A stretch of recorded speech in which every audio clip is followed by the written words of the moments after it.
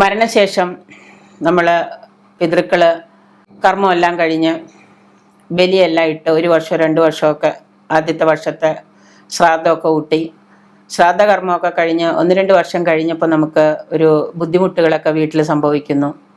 അപ്പോൾ മക്കളും മക്കളുടെ മക്കളൊക്കെ ആയിട്ട് കുറേ ആളുകൾ ഉണ്ടാവുമല്ലോ. ആരെങ്കിലുമൊക്കെ ഒന്ന് നോക്കിച്ച് പ്രശ്നം വെച്ച് കഴിഞ്ഞപ്പോൾ പറഞ്ഞു, ഇന്ന പിതൃക്കളൊക്കെ നിങ്ങളെ ബുദ്ധിമുട്ടിക്കുന്നുണ്ട്, പിതൃദോഷമുണ്ട്, പിതൃകർമ്മം ചെയ്ത് ശരിയായിട്ടില്ല.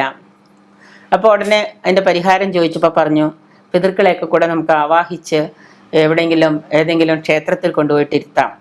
ഏതെങ്കിലും വൈഷ്ണവ ക്ഷേത്രത്തിൽ വൈദിക വിധി പ്രകാരം ഏതെങ്കിലും വൈഷ്ണവ മഹാവിഷ്ണുവിൻ്റെ പാദങ്ങളിൽ നമുക്ക് സമർപ്പിക്കാം. ചെലാമറ്റം, തിരുനെല്ലി അങ്ങനെയുള്ള പല ക്ഷേത്രങ്ങളിലും നമുക്ക് കൊണ്ടുപോയിട്ട് സമർപ്പിക്കാം എന്ന് പറഞ്ഞു.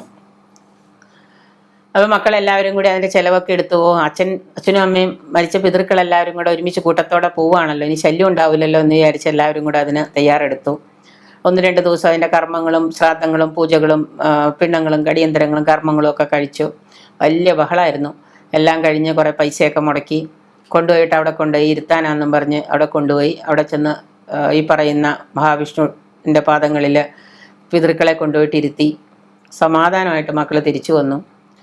പിന്നെ അടുത്ത മരിച്ച വർഷത്തിൽ സബിണ്ടി എല്ലാം കഴിഞ്ഞു, ശ്രാദ്ധവും കഴിഞ്ഞു. പിന്നീട് ഒരു 2-3 വർഷം കഴിഞ്ഞു. പിന്നെ ആരും പിതൃക്കളെക്കുറിച്ച് ഓർക്കാറില്ല.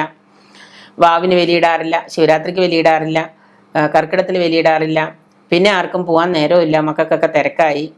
അങ്ങനെ ഇരിക്കുന്ന സമയത്ത് ഏതോ ഒരു വ്യക്തിക്ക് കുടുംബത്തിൽ വലിയ പ്രശ്നങ്ങളും ദുരിതങ്ങളും രോഗദുരിതങ്ങളും വന്നു. അപ്പോഴാണ് വീണ്ടും നോക്കുന്നു, ദേ വരുന്നു പിതൃക്കൾ പിതൃദോഷമായിട്ട്. പിന്നീട് വീണ്ടും ഞങ്ങളെ പിതൃക്കളെല്ലാം ഇരുത്തിയതാണല്ലോ, ഞങ്ങളുടെ പിതൃക്കളെല്ലാം കൊണ്ടുപോയിട്ട് ചെലാമറ്റത്ത് ഇരുത്തിയതാണല്ലോ, തിരുനെല്ലിയിൽ ഇരുത്തിയതാണല്ലോ, പിന്നെ ഇനി പിതൃക്കളുടെ ദോഷം ഉണ്ടാവണേ, ഞങ്ങൾ 2-3 ദിവസം പൂജയൊക്കെ കഴിച്ച് പിതൃക്കളെ ഇരുത്തിയതാണല്ലോ എന്ന് പറയും. ഒന്നാമത്തെ കാര്യം എന്ന് പറഞ്ഞാൽ നമ്മളുടെ ഇതെല്ലാം ആചാരങ്ങളാണ്. പിതൃക്കളെ ഇരുത്തുക, പിതൃക്കളെ കൊണ്ടുപോയിട്ട് അവിടെ സമർപ്പിക്കുക എന്നെല്ലാം പറയുന്ന ഒരു ആചാരങ്ങളാണ്. നമ്മളുടെ 9 ആത്മാവ് നമ്മുടെ അച്ഛനായാലും അമ്മയായാലും പിതൃക്കളായാലും മരിച്ചു കഴിഞ്ഞാൽ ആ പിതൃക്കളെ നമ്മൾ അവരെ യഥാവിധി അവരുടെ കർമ്മങ്ങളും മരണാനന്തര കർമ്മങ്ങളൊക്കെ കഴിഞ്ഞ് 1 വർഷത്തിന് ശേഷം 9 ഇതിൽ നിന്ന് സഞ്ജയൻ വേർപെട്ട് ആകാശത്തിൽ ആത്മാവായി പോകുമ്പോൾ പിന്നീട് അതിൻ്റെ ഒരംശം മകനിലോ മകളിലോ ഉണ്ടാകും.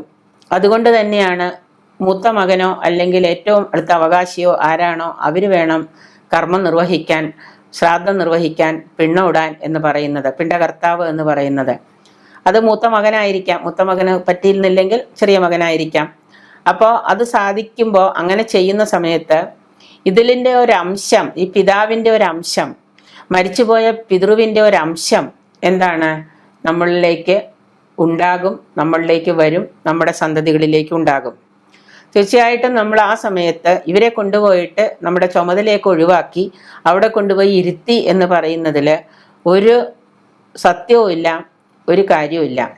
അതേസമയം നമ്മൾ എല്ലാ വർഷവും അവർ മരിച്ച ആ ഒരു നക്ഷത്ര ദിവസം നോക്കി അവർക്ക് ബലിയിടുകയോ ശ്രാദ്ധകർമ്മം ഊട്ടുകയോ ചെയ്യുകയും സന്തതി പരമ്പരകൾക്ക് നമ്മളുടെ കുടുംബത്തിൽ ആയുരാരോഗ്യ സൗഖ്യവും ഐശ്വര്യ സമൃദ്ധമായ ജീവിതവും കിട്ടാൻ വേണ്ടി വർഷത്തിലൊരിക്കലെങ്കിലും നമ്മുടെ പിതൃക്കളെ നമ്മൾ ഓർക്കുന്നത് നമുക്ക് നന്നായിരിക്കും, നമ്മൾക്കും നമ്മുടെ സന്തതി പരമ്പരയ്ക്കും.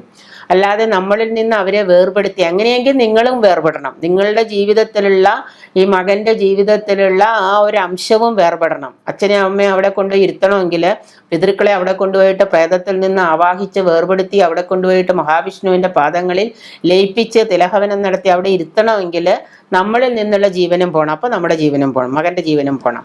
അതിനെക്കുറിച്ച് ഗരുഡപുരാണത്തിൽ വ്യക്തമായിട്ട് പറയുന്നുണ്ട്. ഒരിക്കലും തന്നെ പിതൃക്കളെ ഇരുത്തുക എന്ന് പറയുന്ന ഒരു കർമ്മം നമ്മളുടെ വീട്ടിൽ നിന്നോ നമ്മളുടെ മക്കളിൽ നിന്നോ ഒരിക്കലും പിതൃക്കൾ അങ്ങനെ പൂർണ്ണമായിട്ട് ഇറങ്ങി പോവില്ല. അതിന് ഒരു തലമുറ കഴിഞ്ഞാൽ അടുത്ത തലമുറ, അടുത്ത തലമുറ കഴിഞ്ഞാൽ വേറെ തലമുറ എന്ന രീതിയിൽ ഇങ്ങനെ ഒരു മുറയായിട്ട് ഇങ്ങനെ വന്നുകൊണ്ടിരിക്കും. അപ്പം അതുകൊണ്ട് പിതൃക്കളെ കൊണ്ടുപോയിട്ട് അവിടെ ഇരുത്തി ഞങ്ങളുടെ കർമ്മം അതോടെ കഴിഞ്ഞു, ഇനി ഞങ്ങൾ ബലി ഇടണ്ട, കാശിയിൽ പോയിട്ട് ബലിയിട്ടാൽ ഇനി ഒരു 12 വർഷത്തേക്ക് ബലിയിടണ്ട, അല്ല രാമേശ്വരത്ത് പോയി ബലിയിട്ടാൽ ഇനി ഒരു 12 വർഷത്തേക്ക് തിരിഞ്ഞു നോക്കണ്ട എന്നൊക്കെ പറയുന്നത് നമ്മളുടെ വിശ്വാസങ്ങളെ നമ്മൾ ഊട്ടി ഉറപ്പിക്കുന്നു എന്നുള്ളതാണ്. ഒരു വ്യക്തി, അയാൾ അല്ലെങ്കിൽ അയാളുടെ കുടുംബം, അല്ലെങ്കിൽ ആ വ്യക്തി മകനായാലും അവരുടെ കുടുംബമായാലും അവരുടെ വിശ്വാസങ്ങളെ ഊട്ടി ഉറപ്പിക്കുന്നു എന്നുള്ളതാണ്.